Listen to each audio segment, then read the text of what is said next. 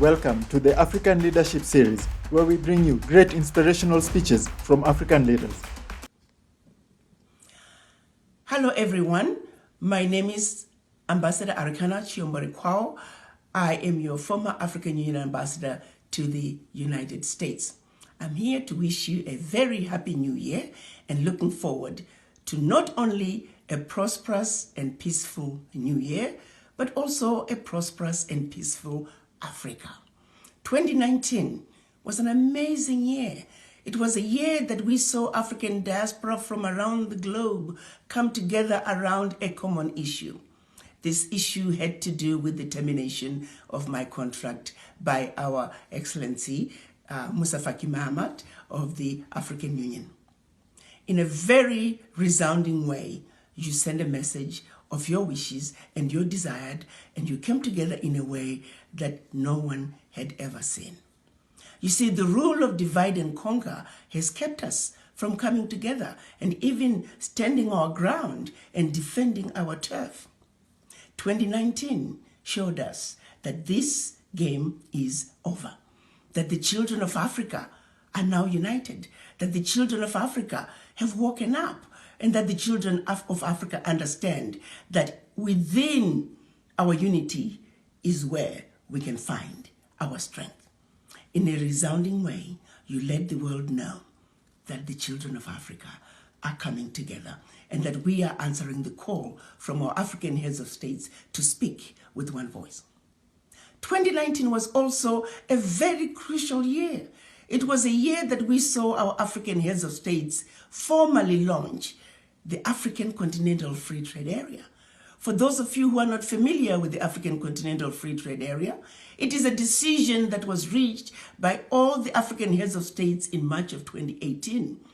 This decision states that Africa, come July of next year, 2020, is going to enter the world market as one continent, one Africa, speaking with one voice. You see, the borders that were imposed upon us by the Berlin Conference, they're going to be melting away. We're in the process of digging the grave of the Berlin Conference.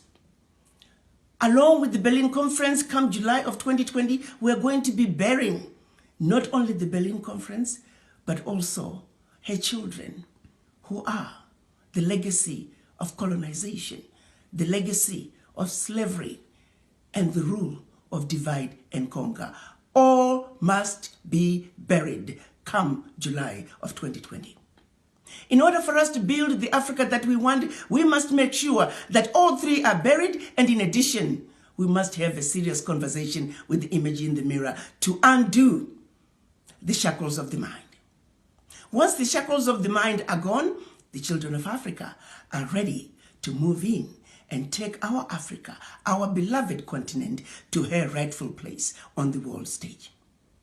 The African Continental Free Trade Area is going to be creating a workforce of 1.27 billion people, a combined GDP of $3 trillion, and a work environment, a business environment that you can establish yourself in one country and spread like wildfire throughout the continent.